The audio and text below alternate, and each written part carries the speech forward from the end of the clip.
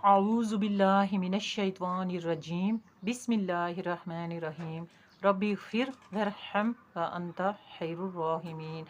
آج میں آپ کو بتاؤں گی کہ یہاں پہ یہ سوال پیدا ہوتا ہے کہ اللہ تعالیٰ کو کیا ضرورت ہے کہ وہ یہ معلوم کریں کہ کون سی جماعت کیسی ہے اور کون سی جماعت کیسی ہے۔ وہ تو علیم بذات صدور یعنی دلوں کے حال جاننے والا ہے، اس کے سامنے تو ہر چیز موجود ہے۔ اللہ تعالیٰ کو اور دوگلا پن کا شکار یقیناً ضرورت نہیں تھی، لیکن یہ فرق ظاہر کرنا مخلوق کے لیے ضروری تھا تاکہ ایسے منافقین جو وعدے کے جھوٹے تھے، جن کے دل و دماغ نسبت رسول صلی اللہ علیہ وآلہ وسلم سے محروم تھے اور جو اللہ تعالی سے دور تھے، وہ جھوٹا دعویٰ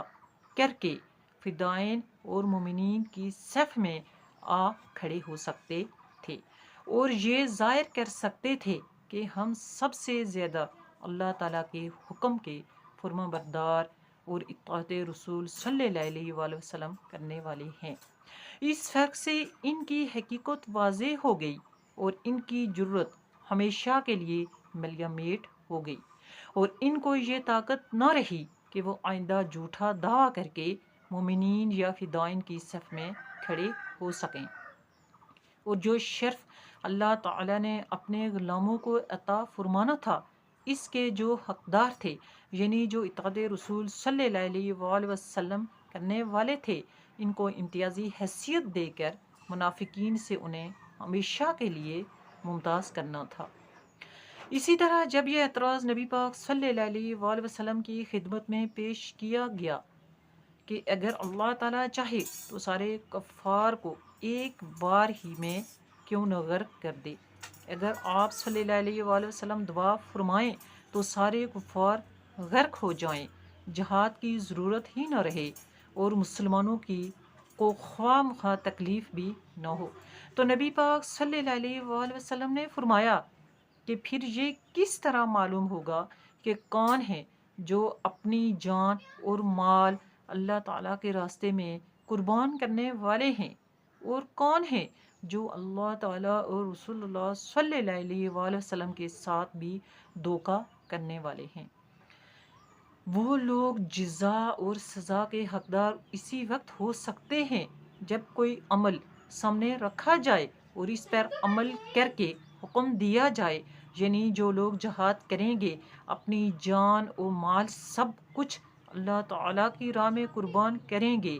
تو اس عمل پر وہ جزا کے حقدار ہوں گے۔ اور اگر منافقین کو جان و مال کا جہاد کرنا پڑے تو وہ تردد اور شک کا مظاہرہ کریں گے، اور اس طرح وہ سزا کے حقدار ہوں گے۔ اس جزا اور سزا کے لیے ہی یہ عمل رکھا گیا ہے۔ یہاں قبلہ کی پہچان بھی اسی وقت اسی حکمت پر مبنی تھی، اور ہوا بھی اسی طرح کہ وہ لوگ جو دل سے اور جو ہے ایمان لے آئے تھے اور جنہوں نے اطاعت رسول اللہ صلی اللہ علیہ وآلہ وسلم اختیار کی اور حضور صلی اللہ علیہ وآلہ وسلم کی ہر ادا کو اللہ تعالیٰ کا حکم سمجھا، اٹھنا بیٹھنا، کھانا پینا، چلنا پھرنا اور عبادت، ہر چیز نبی پاک صلی اللہ علیہ وآلہ وسلم کے ارشاد کے مطابق کرنا اپنی شہادت سمجھی۔ دراصل انہوں نے یہ یقین کر لیا تھا کہ اسی اطاعت میں ہی اللہ تعالیٰ کی رضا ہے، اس کے بغیر کوئی عبادت کوئی حیثیت نہیں رکھتی۔ یعنی جب ہم اللہ تعالیٰ کی رضا پانا چاہتے ہیں، اللہ تعالیٰ کی جنت کو پانا چاہتے ہیں، اللہ تعالیٰ کو خوش کرنا چاہتے ہیں اور اپنے جنت کے راستے سیدھے کرنا چاہتے ہیں، تو اس کے لیے ہمیں حضور پاک صلی اللہ علیہ وآلہ وسلم کی نسبت اختیار کرنا پڑے گی، ان کی پیروی کرنا پڑے گی، تو تب ہی جا کے ہمارے دل ہماری روح جو ہے نور نبوت سے منور ہوں گے، اور نور سے منور ہو گئے تو ہمارے راستے جنت کے آسان ہو جائیں گے، ہم صراط مستقیم پہ چل سکیں گے۔ جب ہم اپنے نبی کی اطاعت اختیار کریں گے، ان کی پیروی اختیار کریں گے، تو تب ہی ہم جنت کے راستے پا سکتے ہیں۔ دیکھیں کہ ایک جماعت جو نسبت رسولی سے محروم ہے اور وہ سب کچھ سمجھتی بھی ہے، جانتی بھی ہے، اس کو ہر چیز کا علم ہے، لیکن وہ گونگی ہے، اندھی ہے اور نور نبوت سے محروم ہے اور اس کے لیے جہنم ٹھکانہ ہے۔ اور دوسری جماعت جو ایسی ہے جو نور نبوت سے منور ہے، جو اپنے نبی کی اطاعت کرنے والی ہے، پیروی کرنے والی ہے اور انشاءاللہ اللہ کے حکم سے اللہ کی رضا کے مطابق جنت کو پانے والی ہے۔ تو اس طرح کی پیاری اسلامی معلومات کے لیے